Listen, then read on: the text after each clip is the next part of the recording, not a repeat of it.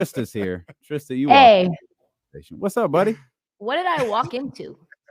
No, we were just examining the second life of Mark Paul Gessler, the guy who played Zach Morris. And I Yes. thought for sure that he had a second major run after Saved by the Bell. Obviously, he did a ton of TV shows, but I thought he was a cop, and he was. He was on NYPD Blue for 4 years. Yes. Yeah. Yes, that's what Yeah. I thought it was going to be as well. I thought it was like CSI or something. That's what I was thinking about. NYPD Blue makes sense. He's had a couple of runs, but that was by far the biggest. And then he did Mixed-ish. Mario Lopez, though, has had a run. He hasn't stopped since later. We don't rock with Mario at all. Okay. At all. The company. I don't know what he did. I don't know what he did. He keeps is not. Did you remember that house you got a picture of? Remember that house yesterday? Yeah. I think that's Mario. Yeah. I think that's Mario. Okay. What happened? Why are we not? I'm happy to. I've been around Mario, and he was perfectly pleasant to me. But KC hit me to some. I also heard he's a bit soft. Diva. Like, he can be. Yeah. Maybe doesn't have the best sense of humor. Popcorn muscles, big muscles, small heart. I mean, he's 50. Like, he's a good-looking dude. All of that whole great. Well, that whole crew, with the one exception, unfortunately. Well, I've seen she's kind of, she's moving back into a good space. I'm happy she's in a good space. Yeah. She just looked a little. I mean, how to be a player, she was great. Yeah, she was great. Things kind of changed a little bit after that.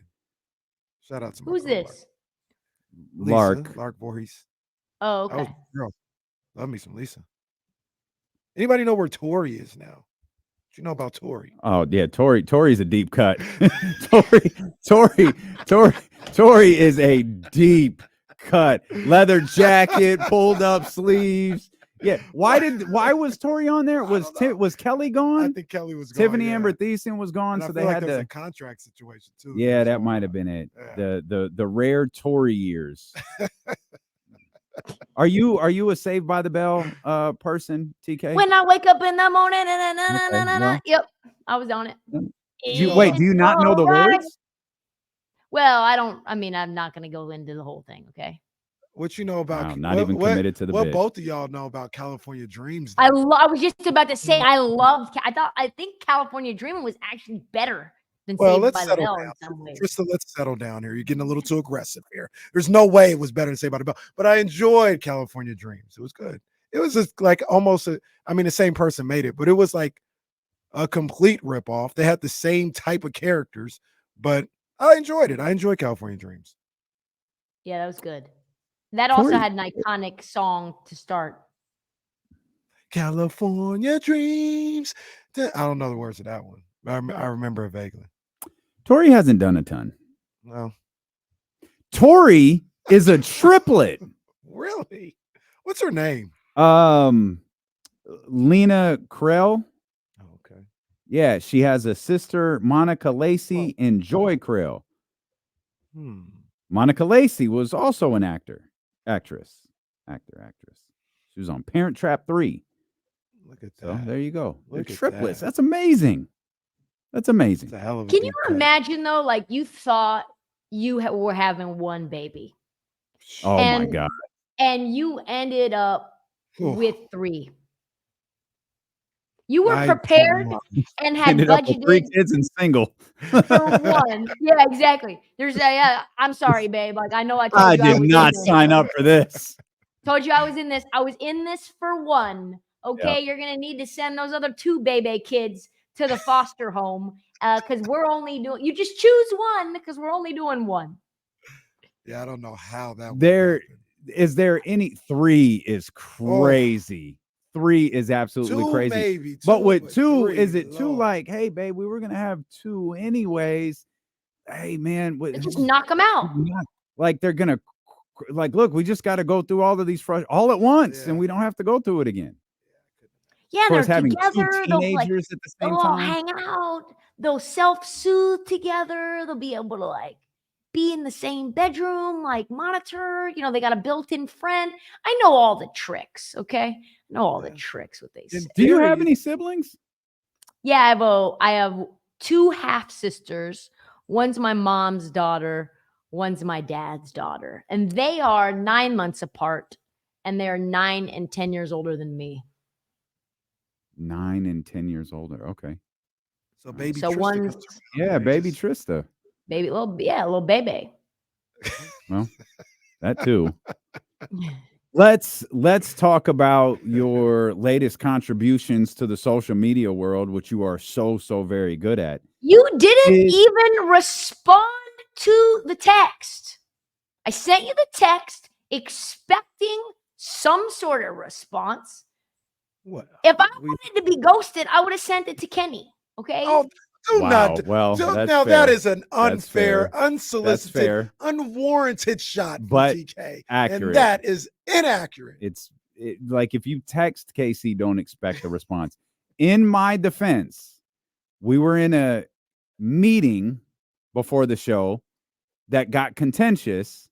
And then we went from that meeting to our KSFM work. Then I went from the KSFM work to my time with the Insiders.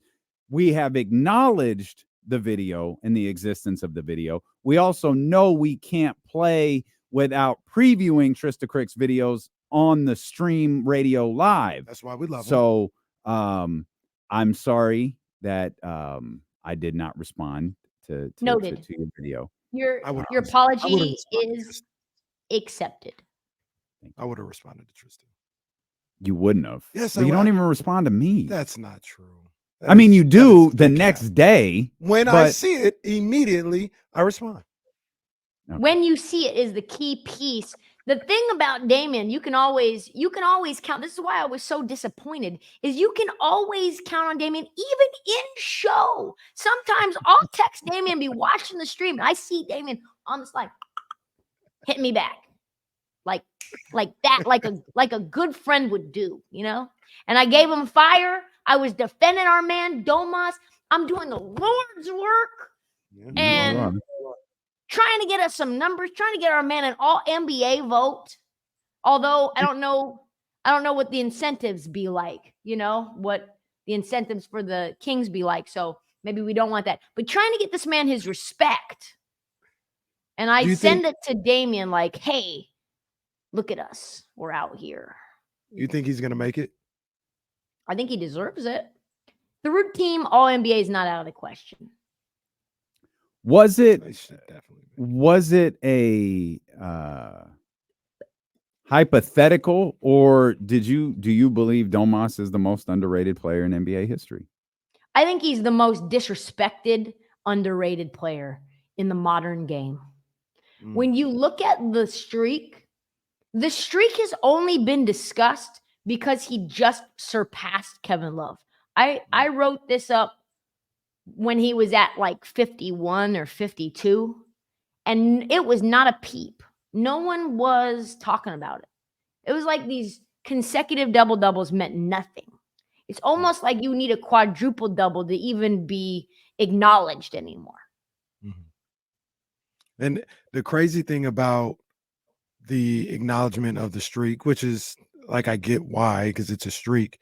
It's like, if I had to guess, he's probably got double-doubles in 195 of his last 200 games. Like, it's not like he never gets double-double and then he got on this crazy streak. Like, he's been doing it at least since he's gotten here. I'm not going to act like I watched every game in Indiana, but since he's gotten to Sacramento, he's double-double like every night damn near. And then obviously you have this streak now where he's literally every night, but this is all he's done for the past 2.5 years he's been here.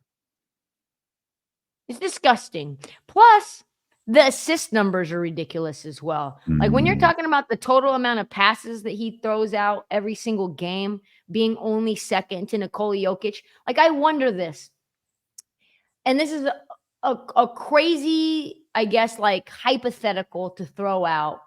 If Nikola Jokic doesn't exist, we have not seen Nikola Jokic. He has not graced our eyeballs with his presence. How do we treat Domantas Sabonis? Very differently.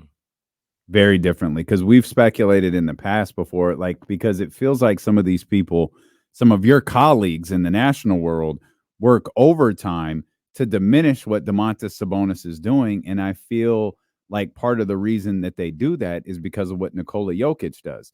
Nikola Jokic does the scoring portion of what the two of them do on a slightly higher level.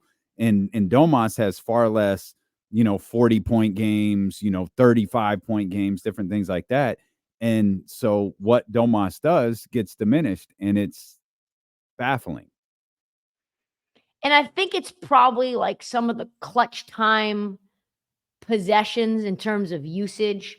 Like when Nikola is, when it's fourth quarter for the Nuggets, Nikola Jokic sort of becomes the hub of the offense.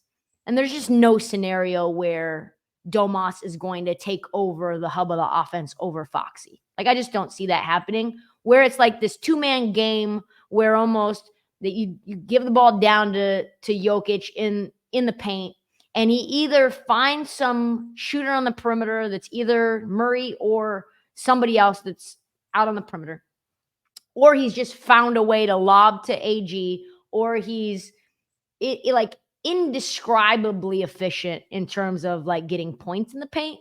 Whereas perhaps Domas doesn't want to take that, or hasn't at this point taken the load of the fourth quarter scoring. And I think probably the playoffs against the Warriors is being unfairly weighted and why he's maligned. That's 100% true. So I'm doing just this quick research right now. Last year, he had, and I could be off a game or two, but I'm looking at this. He had a double-double in 70 of the 81 games he played. This year, I see 1, 2, 3 games he hasn't had a triple-double or a double-double. That's all I'm seeing. So, I mean, literally, what are we at? Like 70 games. That's 156 games. Like in 143 of them, he's had a double-double in all these games. It's crazy, man. It's crazy what he's doing. And he's not even like just a 10-point, 10 rebound guy, right? You're kid double-doubles.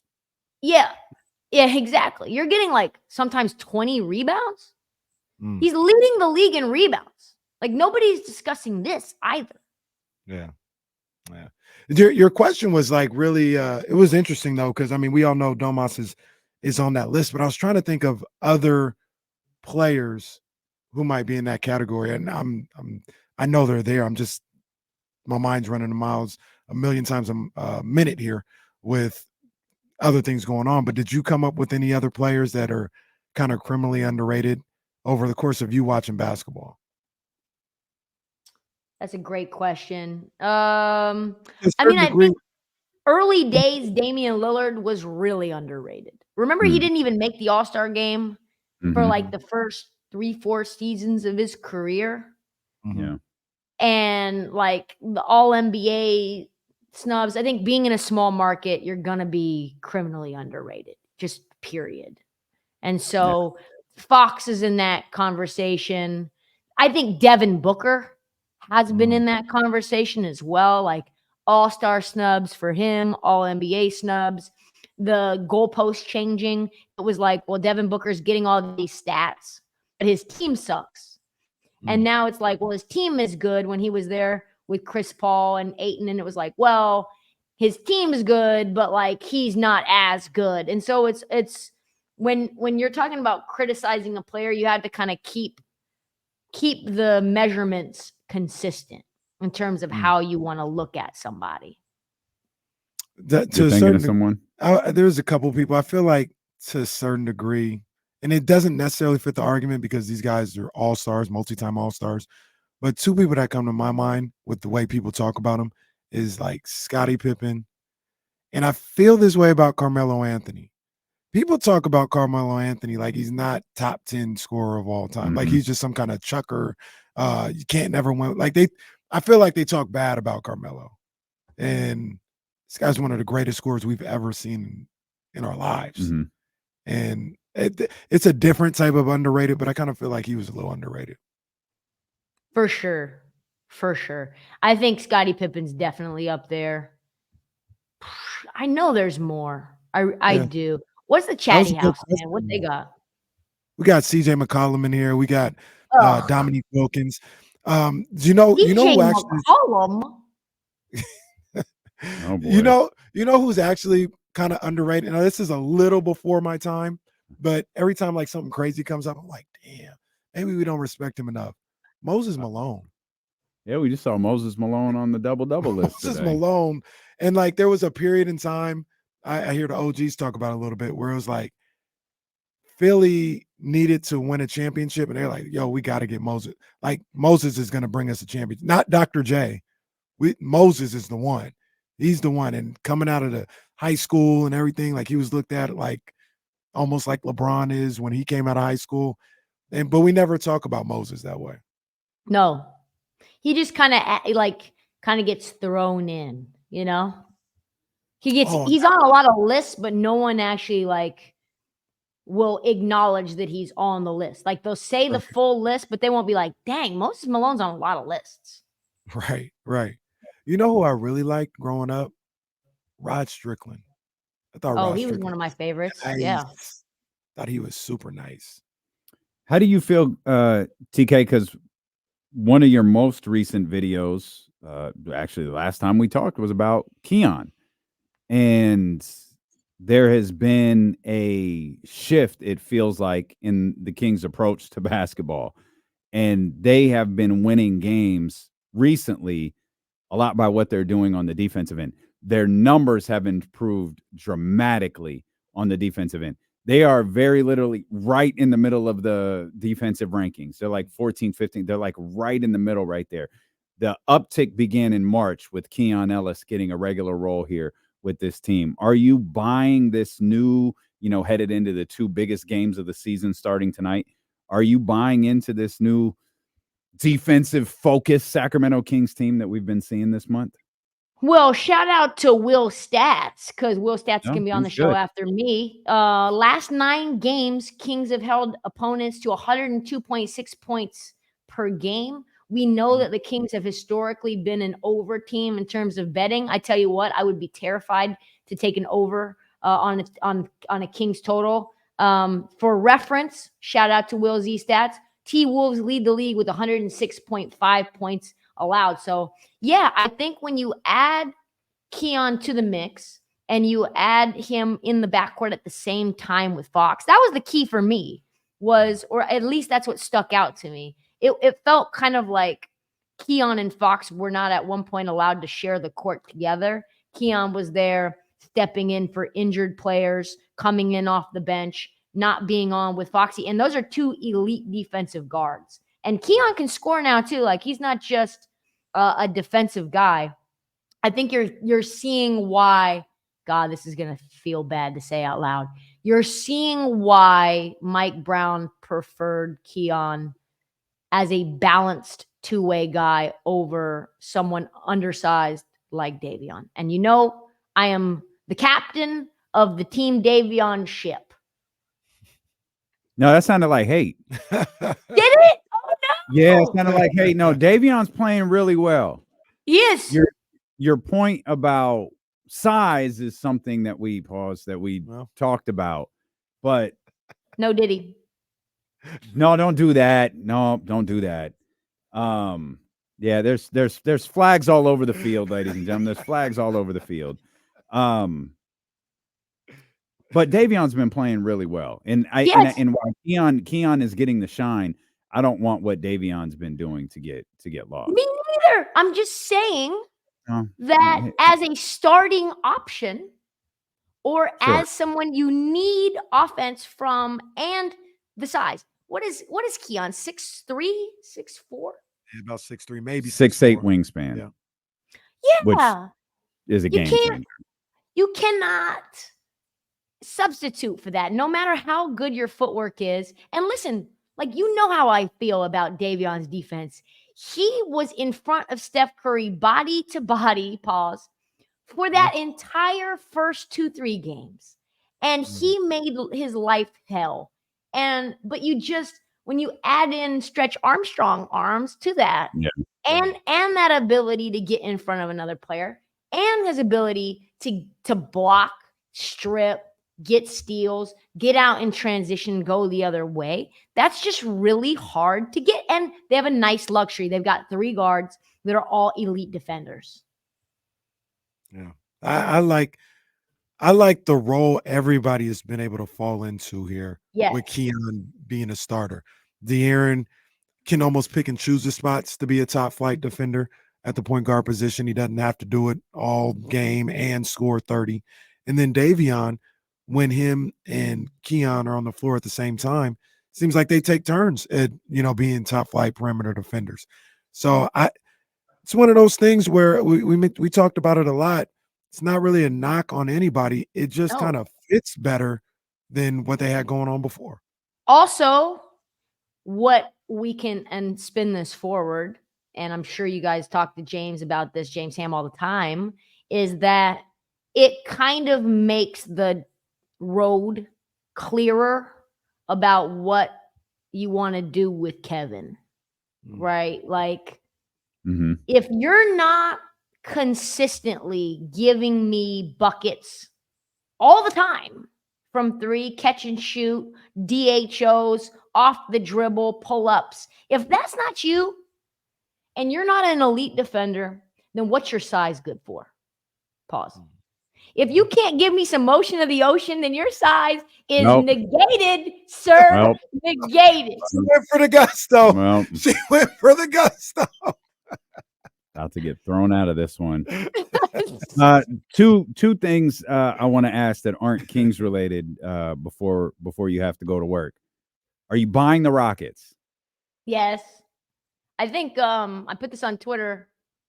I think Jalen Green just needs to continue to populate. He needs to get his Genghis Khan on. And because ever since he announced the baby coming by Drea, he's been averaging like 35 points per game. This is what's been happening. Is that why DeRozan took him out? Did DeMar DeRozan, did he smash Drea? I don't know. He took out Jalen the other night. There was no reason for that hip check. I watched that live. Trash. Yeah, that was a trash play. I watched it live on TV while I was doing BetMGM tonight, and I was like, guys, what was that? DeMar's like a very mild-mannered, soft-spoken, no need to do this. It was completely unprovoked. The only thing that you could imagine was there was some watermelon involved. The only thing that could have gotten I'm pretty sure something happened. Had to have happened. Yeah, DeMar don't do that. He don't do that. I buy Houston. I think Houston's coming for our dubs. I think they're coming for our dubs. Jalen out here averaging 10 points for each kid on the way. Jeez. See, we need. You leave that man alone. He got a family. Excited family for the production uptick. It was on him. You guys are lucky I didn't make a video about this. Okay. Oh no, we need that. Yeah. That is peak. That is peak Trysta Krick content. Okay, buying the Rockets. I like it. Where are you with this Jonte Porter situation? Story development. This is my wheelhouse, guys. I mean, this. No, we don't go down your wheelhouse very often, but this is definitely your bag. The intersection of mainstream NBA has now gone. I don't know if there's anyone more qualified to talk about. I don't think there is. Brian Windhorst is gambling and sex jokes. Like, you've got this. Like, this is NBA T literally getting to make fun of a Porter. Like the chucklehead is like a strong genetic trait in the Porter family. We know Michael Porter Jr., some of the dumbass things he said during COVID. Like his brother, the more obscure brother, to be the one at the center of the biggest NBA sports betting scandal is like peak. But anyway, what I think about it is it's like the most obvious outcome that you can think of is what happened. We're going to fly through this break. So like that's happening. Don't even look at Jesse. So Don't even look at Jesse. I mean, it's 5:25. Like we're just getting started. If you wanted us to end on time, Jonte Porter should have been the first thing. Okay? I apologize. You're right. You're right. It's fine. So we're living. For those in Cali that don't bet, there's plenty. Player props are bets on statistical categories on a player. And for every sport, and every position on the court, you can bet anything. You can bet steals, blocks, turnovers, rebounds, assists, points, and combinations of all of those in any iteration that you'd like. And you can parlay them together on FanDuel and DraftKings and in same-game parlays on BetMGM. The maximum bet that you can put on a prop bet is $1,000 to $2,000. So what you saw, according to DraftKings, was that there was irregular betting activity on Jonte Porter. I would say any activity at all on Jonte Porter will be highly irregular. Like, period. Like, he's no one that would be bet on in any fashion, right? Like, you have some of these sharp bettors that will bet role players overs or unders based on, analysis that they have on their model or whatever. And so, but Jonte Porter I think, played 26 games and he was averaging like 14 points per game. So that's like red flag 1. Any volume of bets on Jonte Porter. Red flag 2 was you've got people trying to bet 20 times the maximum betting limit on that thing. So any seasoned bettor that has bet, even little old me, who's not like a sharp, knows that the books are going to max cap you out. So if you're trying to bet $20,000 on Jonte Porter unders, I mean, you're not a sharp. You're not a bettor that like does this all the time. You've got inside info. And the only person you can get inside info from is Jonte, because he's taken himself out of the damn game 4 minutes into the game, like his name is Draymond Green on the arrival of Klay Thompson. Remember, Draymond did that just to be there for Klay. He wasn't doing that because of sports betting. But that became a huge sports betting controversy, is that people started to chatter about it on the Discords and on sports betting Twitter or whatever, TikTok, blah, blah, blah, and saying, hey, Draymond's only going to spend a few minutes on the court to like welcome Klay back to the Warriors lineup, but he's injured. His back is still messed up and he's not gonna be able to play. So a bunch of people. Shout out to Draymond for making that moment about him and not Klay. Nobody even cared. So a lot of people bet unders on Draymond because they thought he was only going to play a few minutes. That was never the case for Jonte Porter. So then you've got not just that, but then DraftKings comes out and says, this is the highest, most profitable bet of the night for sports bettors, is under 3-pointers for Jonte Porter. Out of all the hundreds of players that are playing on any given night, on any sport, this one category that is capped at $1,000 was the single-handedly the largest loss that we took for the night. Jeez. And that happened on 2 occurrences that he took himself out of the game 4 minutes and 3 minutes into the game. There's only one possibility here. Time out. So he like removed himself, like, oh, I'm hurt or something like that? I think he said sick, right? I have an eye injury. He re-aggravated an eye injury that he had like 3 or 4 days or 3 or 4 games before that, but he wasn't on the injury report. Even like available eye injury, not on it. And then he said he had a random illness. He just started to feel sicky. And so he left the game 3 minutes in. Took 0 shot attempts in both games. Do you know how many people have to bet Jonte Porter unders in order for that to be the biggest loss of a sports book on that night? Yeah, like roughly how many? I mean, they have to be at least, if it's not a lot of people, it's a lot of books. And so you can go and bet. Capped, right? You said it's capped, so you can only bet so much on it. For every statistical category, 1,000. So you could do unders on points, unders on rebounds, unders on assists, unders on threes, unders on turnovers, unders on steals, unders on blocks. So that's what, 8 times 1,000. And then you could put PRA, PA. So you're talking like one roughly player. 15,000. Yeah, roughly 15, 17,000 per book, then across multiple books. But if 17,000 per, like, we'll call it like whatever, super bet type of a person, because they'd said, I know he's not going to do anything, so I'm just going to put all of that on that. If that's the biggest loss, you're going to have, I mean, at least 15 people doing that at that scale across multiple books. But even then, like, betting on a two-way player. You're placing bets on a two-way player. You're placing bets on a G League guy that's been this. I mean, what are we doing? He's dead. He's never going to play another game in any fashion at any level. He's probably going to jail. They're definitely going to interview Michael Porter Jr. What did you know? What did your brother say? Your dumbass Ask him where he was January 6th during that interview too. Just to cover all bases. Slater. Just well, just what Mario Lopez. Just ask. I mean, he definitely did that. Like, there's no other way to slice it. And random. Brian Windhorst on NBA Today kept saying, like, well, there's been no evidence that Jonte Porter bet against himself. I'm sorry, that's not how the RICO Act works. It doesn't matter whether he did it. Clearly, he was in communication with other people and directed them to do it. There was if only he had rap lyrics that could be used against him. Man, come on, man. Come on. That they go. I'm about to say free somebody. I ain't gonna do that, but come on, man. They need to stop that. Free him anyways. Yeah. But did you guys see the video? You know, the internet just be kind of making things up, but the video of him banking in a 3 and his look after. No, that's real. Yeah, that's the internet. That's real. But they're like, yo, he knew he didn't mean to do that. He like banked in a 3 from straight on. And the camera went to him and he was like, damn. Damn.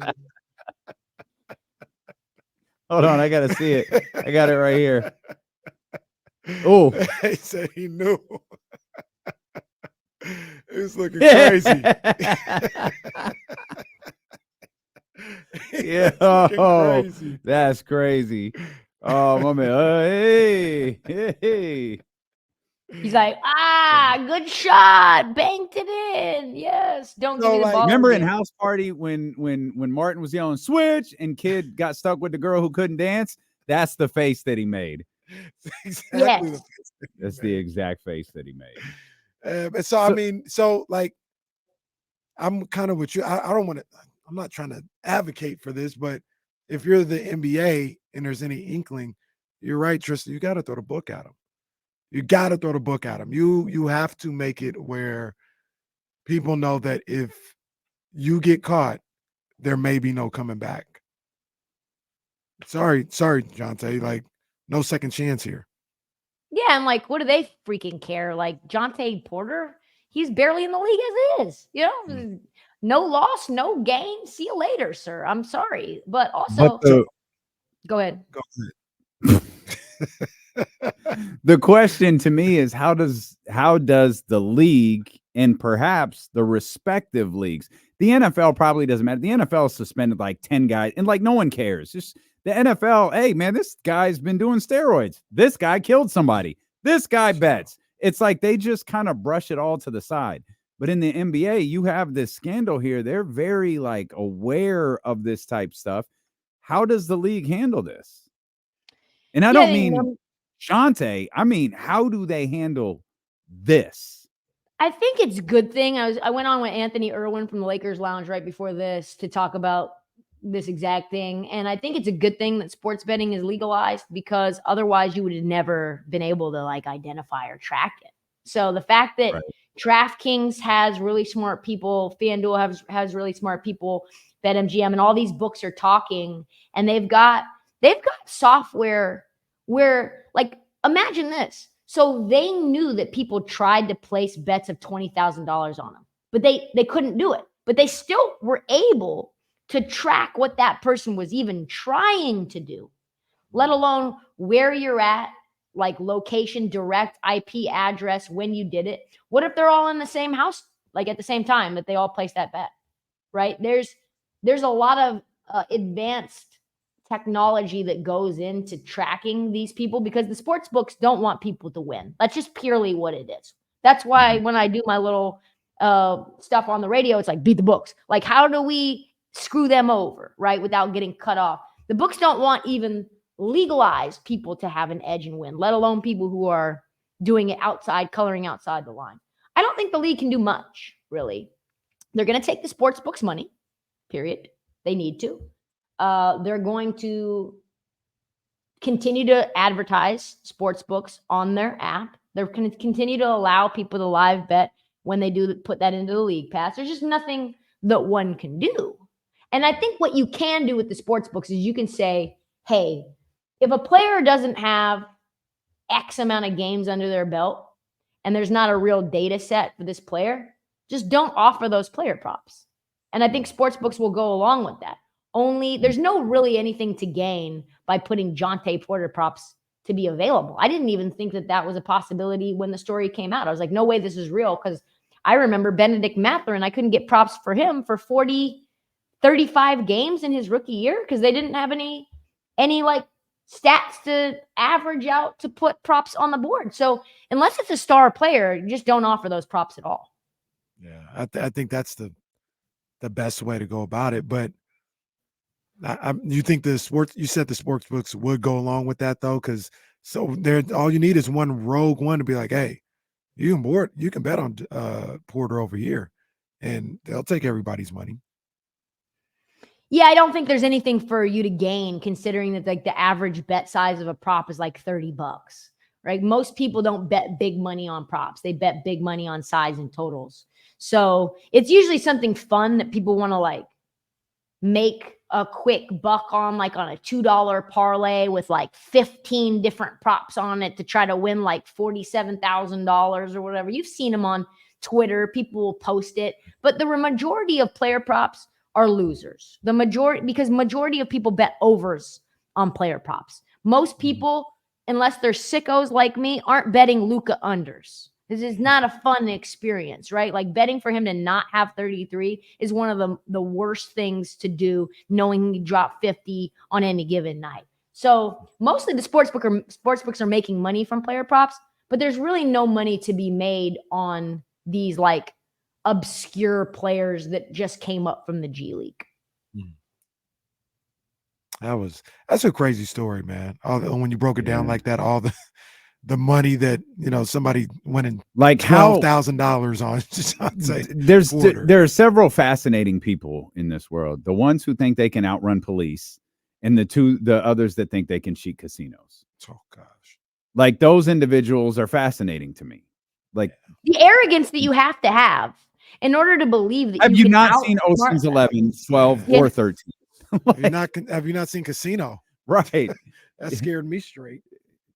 Because Kenny was considering a life of crime until he saw a casino, and he was like, "Well, I was going to knock over this. Let me do radio instead. I was going to knock over Rio down here in Las Vegas, but I'm going to decide Rio and their buffet and decide against it here." Goodness gracious. Yeah, fascinating. Absolutely fascinating. I can't wait to see what comes about of this. They're already backpedaling, though. Like the NBA insiders keep being like, well, there's no evidence of Jonte doing anything wrong. What are you talking about? What do you mean? He took himself out of the game. Did you see him shoot that three? You add A, B, C, D, and nothing is individually suspicious except for the fact that it was literally the biggest loss that DraftKings had for the night. But to your earlier point, that's all circumstantial evidence. The books have the books are looking for the real evidence. Like then you start talking about IP addresses, phone number. Then you start to tie all of this together, and you get phone records, and then all of a sudden, you're in jail, right? All of a sudden, the little G League player who was doing prop bets on himself or giving his, taking himself out of game, storing it, whatever you want to word this as, is serving 5 years in prison. Even if the NBA did nothing, even if the NBA just was like, oh, there's not enough evidence, the books are coming for you. Right. They're coming. Right. And they're way more powerful and way more gangsta than Adam Silver could ever hope to be. Yeah, Adam Silver, who was in Sacramento last night, is not gangster. Rolling around J Street. He's not gangster. He wears cargo pants when he's not in a suit. Let him rock. He wears socks with sandals. I believe it. Like- I'll never forget like seeing him Crocs. in Summer League. And he was just in like his comfortable like cargos and just When was Commissioner it? Last Silver. night? No, this was years ago at Summer League. He was in his Commissioner Silver attire last night. Maybe he was here to see Domas break the record. Sounds like it. Maybe he was respectful of that record and he was here to see Domas get the crown. That's what I'm talking about, man. Big ups to shout out Kevin Love for the congratulatory tweet too. Yeah, it was very nice. Two Portland legends, by the way. Two suburban Portland legends. Kevin Love and Domas Sabonis. Is Kevin Love making the Hall of Fame? I think so. So Domas is making the Hall of Fame. He's on that. Well, he's on the track. I think he's tracking. Like not if his Hall of Fame. if his career ended today, like maybe not. But yeah, I mean, he's Kevin on his Love way. has all-star bids. I don't know if Kevin Love had to have been an all-NBA player in Minnesota, right? I feel like Any yes. guesses? I'd say at least once. Just one time. Maybe just one time. Kevin Love, 35 years old. Just one time, a third Two time. all-NBA second teams. Wow. Both. That's aggressive. Is my years right? Was he for the Cavs? Cleveland? Come on. 12 and 14? That's Cleveland, Yeah, right? That's Yeah. well, right? Cleveland was 15, Yes. 16. 15, 16. Was that? So it might have Oh, been 15. before. Okay, so 12 and 14 is Minnesota then. Yeah. Yeah. That's a little Because LeBron was in Miami. Yeah. LeBron won in 16 and Boston 15. Yeah. Okay. That's okay. a little aggressive for him to be a two-time All-NBA in Minnesota. Second team. Anytime. I think you're diminishing how good he was. He was really good. Let's look at Kevin Love's time in Minnesota. He was really good. He was really good. They didn't win anything. Well, DeMarcus was all NBA, wasn't he? That's true. That's a fair point. Why'd you make me say that? Look, come on, man. He averaged 26, 12 and a half, and 4.5.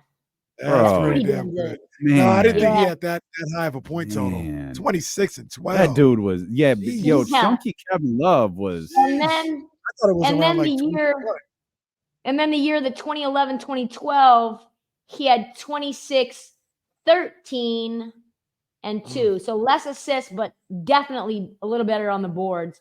His highest rebound year, where he was an all-star, he averaged 15 rebounds a game. Who was first team that year? Now, once again, I stand corrected. That Kevin Love was balling, and they didn't even score points back. No, averaging 26 a game. Wow, he was balling. He was 11th in MVP voting that year. He was 6th in MVP voting in 2012. This is the 2013-14 All-NBA team is probably something you're going to have to explain to somebody. The first team is KD, LeBron, James Harden, Chris Paul. Any guesses? Darren Williams. Joakim Noah. Oh. The second team was Blake, Kevin Love, Steph Curry, and Tony Parker. Tony Parker. The third team, boy, Paul George, LaMarcus Aldridge, Al Jefferson of the Charlotte Bobcats. Oh, wow. Goran Dragic, and Dame Lillard. Were there no top flight players? That was the year? Goodness wow. gracious. No disrespect to them, but my goodness. We got to let TK go to work, and we have to go to a commercial. We'll come back. It's Steelo and KC. Brought to you by Sky River Casino on ESPN 1320. Thanks, guys. That's amazing. Thanks, TK.